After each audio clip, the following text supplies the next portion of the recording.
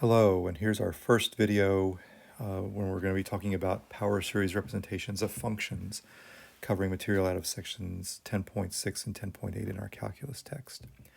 And our topic for these next couple of videos is going to be looking at power series representations for variance of the function f of x equals 1 over 1 minus x. And if that expression looks a little bit familiar, maybe it goes back and thinking about geometric series. So we want to recall that if we've got a geometric series here, summation n equals 0 to infinity, r to the n, we call that a geometric series with ratio r, and we recall that this series converges only when the ratio is less than 1 in absolute value. And so we're going to start off by thinking about what happens if we were to change this constant r and make it a variable. Well, let's think about this in reverse. If we said that summation n equals 0 to infinity r to the n is 1 over 1 minus r, then 1 over 1 minus x is going to be summation n equals 0 to infinity x to the n. So we can think about this as 1 plus x squared plus x cubed plus x to the fourth dot, dot, dot, dot, dot. And so when x is less than 1 in absolute value, this has some 1 over 1 minus x. And let's just double check though. We know the interval of convergence is at least the numbers between minus 1 and 1, but let's double check the endpoints. So come over here, if x is equal to 1, I'm going to get summation n equals 0 to infinity, 1 to the n, but 1 to the n is just 1 for all n. And so the terms of our series are all 1. We apply the nth term divergence test. If all the values of all the terms are 1, then the limit of the general term is 1, which is not 0. So this diverges by the nth term divergence test.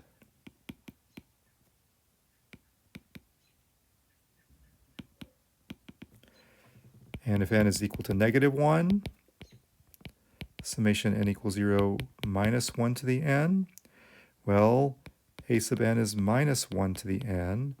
Limit as n goes to infinity of a sub n in this case doesn't exist.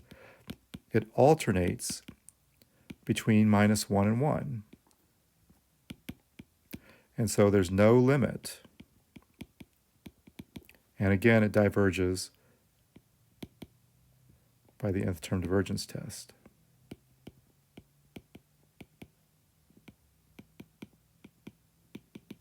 And so therefore, indeed, the interval of convergence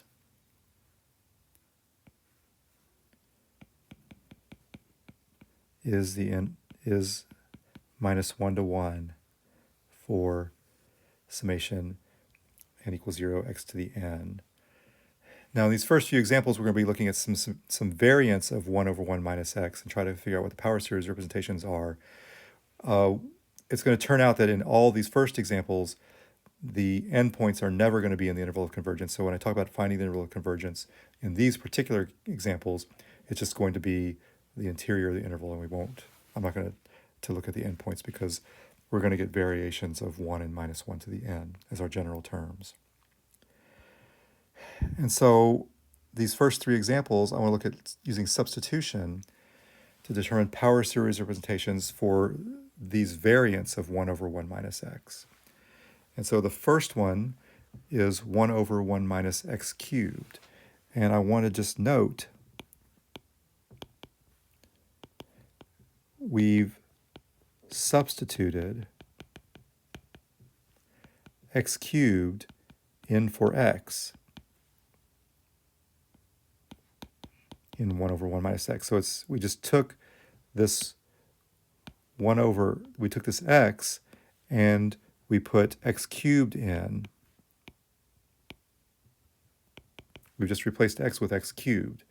And so if 1 over 1 minus x is equal to summation n equals 0 to infinity x to the n, 1 over 1 minus x cubed is going to be summation n equals 0 to infinity x cubed to the n. So all I'm doing is I'm substituting in, replacing x with x cubed, but I can do a little bit of algebra here. And I would choose to rewrite this as summation n equals 0 to infinity x to the 3n. So this will converge when x cubed is less than 1 in absolute value, but if I take cube roots, I get x is less than 1, and so our IOC, interval of convergence, like in our original function, is just going to be from -1 to 1. So let's think about this idea, this substitution idea, in a couple of other examples as well. So our next one is x over 1 plus 4x squared, excuse me. So let me start off by pulling that x out in front. So I get x times 1 over 1 plus 4x squared. And now let me think about addition as subtracting the opposite. And so I can think about this as x times 1 over 1 minus negative 4x squared. So now this time I've got minus 4x squared in for x. And so if I want to write a series, then I'm going to have x times summation n equals 0 to infinity minus 4x squared to the n. And I don't want to leave it like this. I want to try to tidy it up a decent amount. And so I'll keep this x out here momentarily, but then I've got minus 4 to the n. So I'm using properties of exponents here. And then I'm going to keep on rolling. I can think further as minus 4 to the n is negative 1 to the n, 4 to the n, and I've got x to the 2n.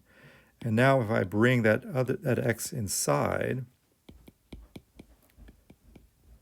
I've got x to the 2n times x, which I can therefore write as minus 1 to the n, 4 to the n, x to the 2n plus 1. So this is my power series representation. And now I want to think about interval of convergence. Well, I need to say that the absolute value of minus 4x squared is less than 1. Well, minus 4x squared has absolute value 4x squared. And if 4x squared is less than 1, x squared is less than 1/4. If I take square roots, that means that x has to be between negative 1/2 and 1/2. And if you were to plug those endpoints in, you would get variance of minus 1 to the n or 1 to the n. And so the interval of convergence then is going to be the numbers between minus 1/2 and 1/2. One more example in this section. I want to find the power series representation for 1 over 5 minus x. Now, one of the things that we have to keep in mind is that this formula is applicable when I've got a 1 in this slot. And so that's an important part of applying our power series representation. I don't have a 1 here, I've got a 5. And so I'm going to have to do a little bit of algebraic massaging to get what I want. We've seen something similar to this earlier in the course. I'm going to pull a 5 out. So I get 1 over 5 times the quantity 1 minus x over 5. And I can think about that this way. And now I've got x over 5 in for x right here. And so now I'm going to be ready to rewrite this. So I'm going to have 1/5 summation n equals 0 to infinity x over 5 to the n. So I've replaced the x with x over 5 this time, and I can use my properties of exponents one more time, and then I can bring that 5 inside, and I'll get summation n equals 0 to infinity x to the fifth, x to the nth over 5 to the n plus 1. In terms of convergence, I need x over 5 to be less than 1 in absolute value. Well, that's the same as x being less than 5 in absolute value, or x caught between -5 and 5. Again, if I were to plug those numbers in, I would get something that diverges on both ends, and so my interval of convergence is the interval from -5 to 5. We'll look at some more complicated examples in our next video.